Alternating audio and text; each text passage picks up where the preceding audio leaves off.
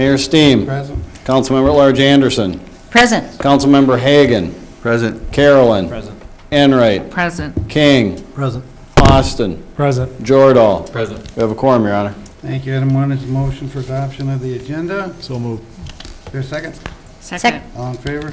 Aye. Opposed? Item number 2 is a motion for approval of the minutes from October 19th, 2015. Need a motion? So moved. Second. All in favor? Aye. Opposed? Item number 3, under awards and recognitions. Chief, I think we have a new officer to introduce. Thank you, Mayor, City Council. We hired a new officer today. His name is Adam Scott. He's from Rochester. He has 8 years of military service with the U.S. Marines. This is his first job as a police officer, and we welcome him with open arms, and just would like to introduce him to this council and to the mayor. Adam Scott. I just have one more question.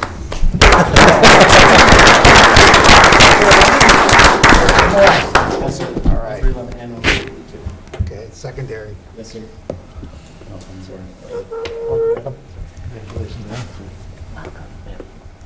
Welcome, Adam.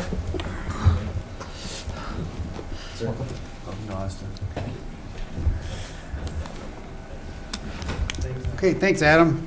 Thank you. And item number 4 is the consent agenda. We need a motion. So moved. Second. All in favor? Aye. Opposed? Item number 5, under bids and awards, is a motion accepting bids for the 3rd Avenue Northeast Spam Museum Plaza. Mr. Lang. This is rare, but actually in this case, we are rejecting all bids. We mentioned this to you previously at a work session where we took bids for that Spam Museum Plaza. We had one bidder. The bid was outside of our range for the budget on this project, and we will look at revisiting the project scope this winter, rebidding it, and still meet the original completion date. Our original completion date was in June 1st, and we'll look at revising the project. Okay, any questions, comments? If not, we need a motion. So move, reject all bids.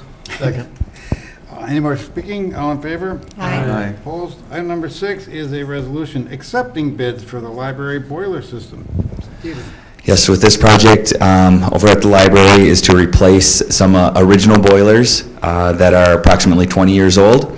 And we received 4 bids on the project, with Hardy Mechanical being the low bidder, with their base bid of $125,600. We did have 2 alternates. They both were deduct alternates. In this case, alternate number 1 was to reuse some existing automation systems that are in the mix-in boxes that are located throughout the library. Those can be changed at any time, so we thought, let's get some additional life out of the existing controls that are in there and not replace them at this time. So that's an $11,000 deduction to that original base bid.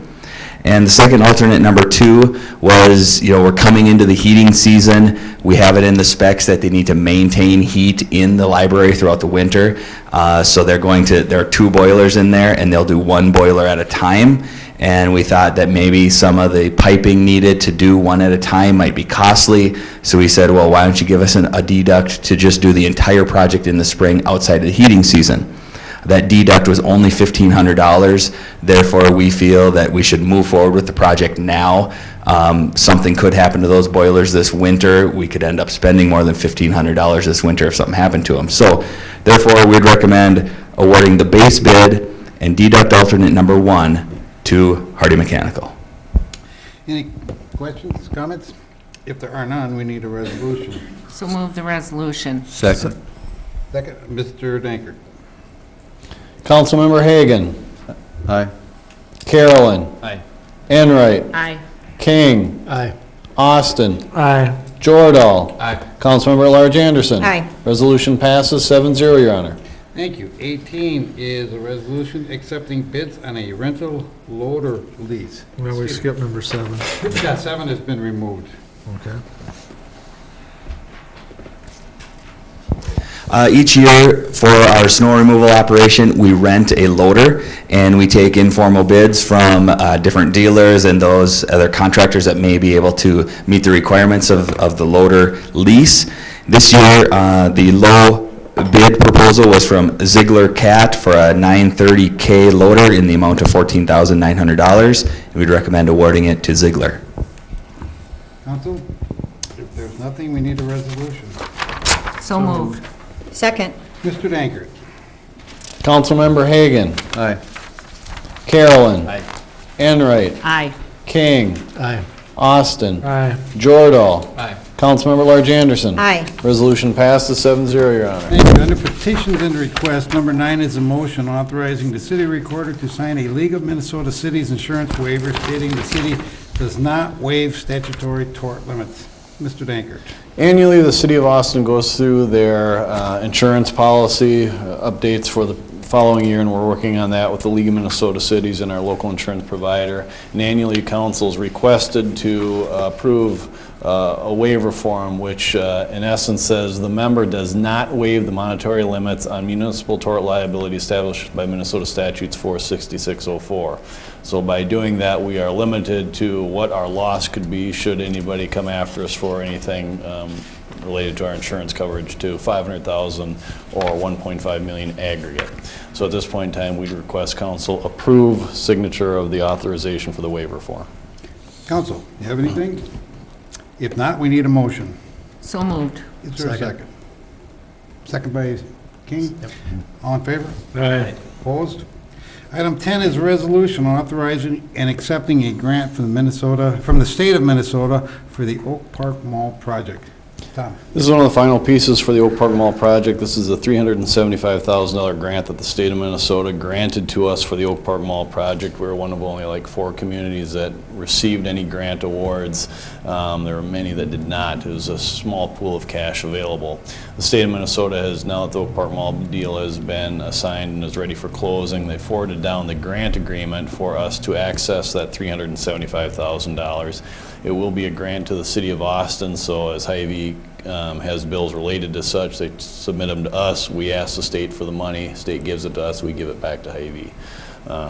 So this just requires the authorization for the mayor and the city recorder to sign the grant agreement related to the Oak Park Mall deal. Comments, questions? If there are none, we need a resolution. So for move the resolution. Is there a second? Second. Mr. Dankert. Councilmember Hagan. Aye. Carolyn. Aye. Enright. Aye. King. Aye. Austin. Aye. Jordahl. Aye. Councilmember at Large Anderson. Aye. Resolution passes 7-0, Your Honor. Thank you. 11 is a resolution approving a contract modification with Bolton and Mink for the Turtle Creek Flood Mitigation Project. Stephen? Yes, as we discussed at the last work session, this is an engineering services amendment for some additional work for the Turtle Creek Flood Control Project to analyze, mainly due to limited amount of historical data along Turtle Creek. There's additional modeling that needs to be done. And this is also needed to provide the DNR and FEMA with the necessary requirements that they need in order to certify our levee system. So the amendment is in the amount of $94,917 and would be paid through our Turtle Creek DNR grant and also our local option sales tax 50/50. Council? If there's nothing further, we need a resolution. So moved. Second. Mr. Dankert. Councilmember Hagan. Aye. Carolyn. Aye. Enright. Aye. King. Aye. Austin. Aye. Jordahl. Aye. Councilmember at Large Anderson. Aye. Resolution passes 7-0, Your Honor. Thank you. 12 is a motion authorizing approximately $150,000 in additional costs from the city on the 11th Drive Northeast Bridge. Stephen?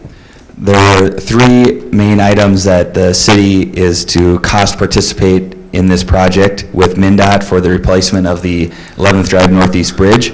One of those items would be to upgrade the sidewalk width from 6 feet to 10 feet on the bridge. That would be at a cost of $100,000. That is the main portion of the cost due to adding an extra beam.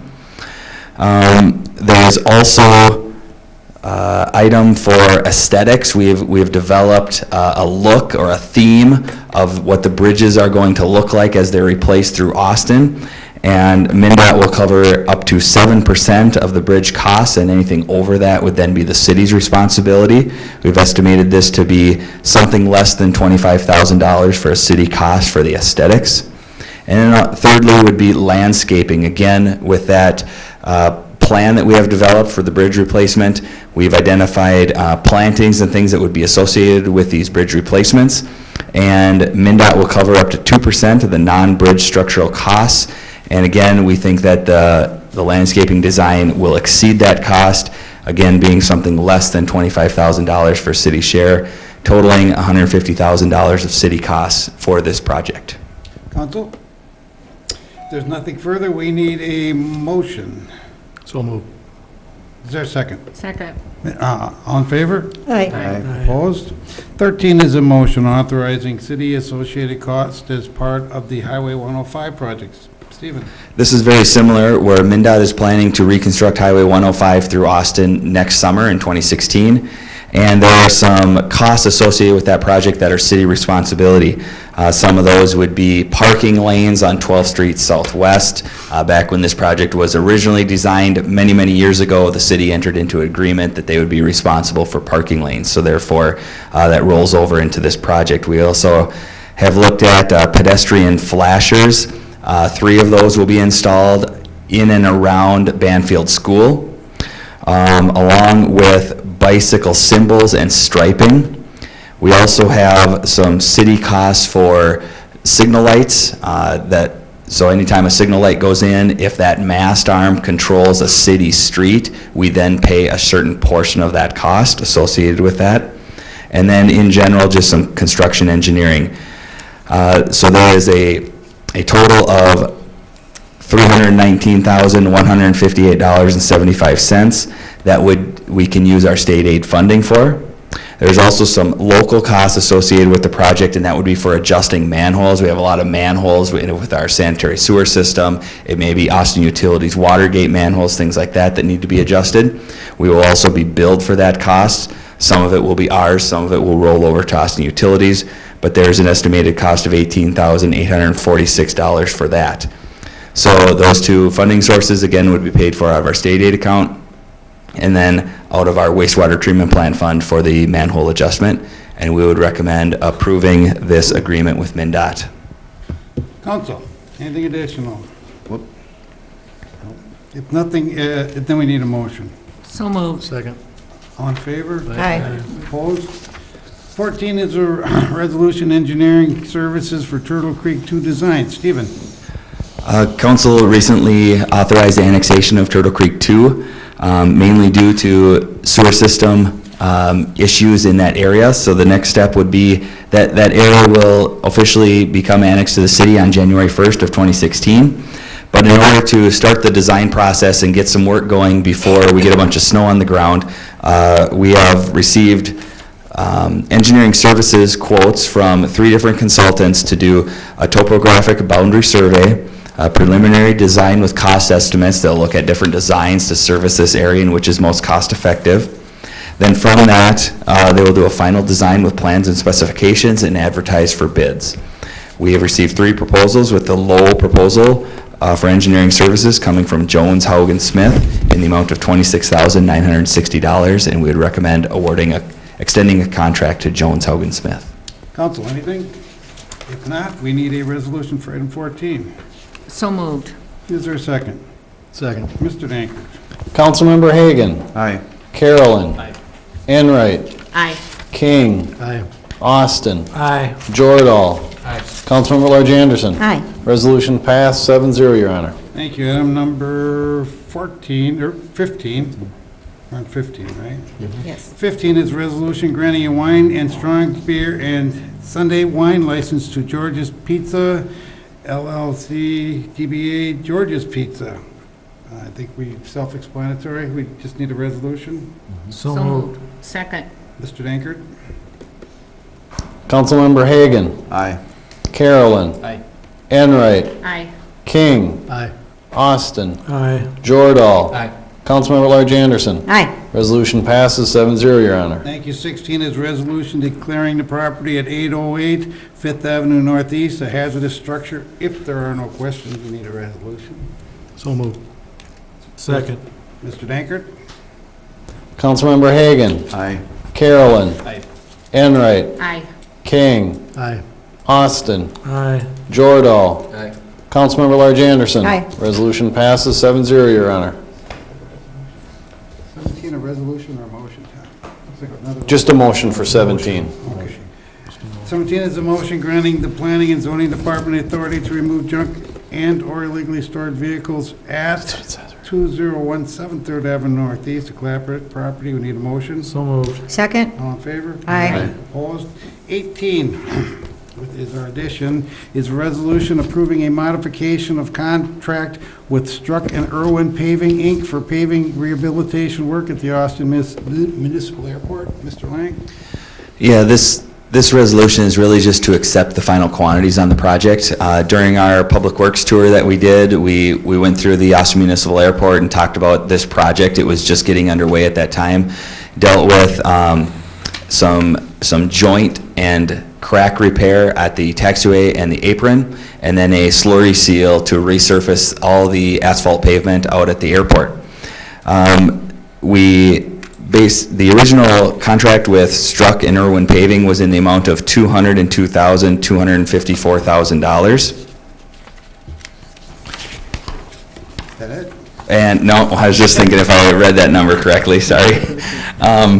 And we, based on some of the crack repair, there was more crack repair on the project than we anticipated with the original quantities, so there was some cost overrun with that, about $4,000 cost overrun. So the final quantities that we're looking at having you approve tonight for the FAA has a total project in the amount of $206,263.86.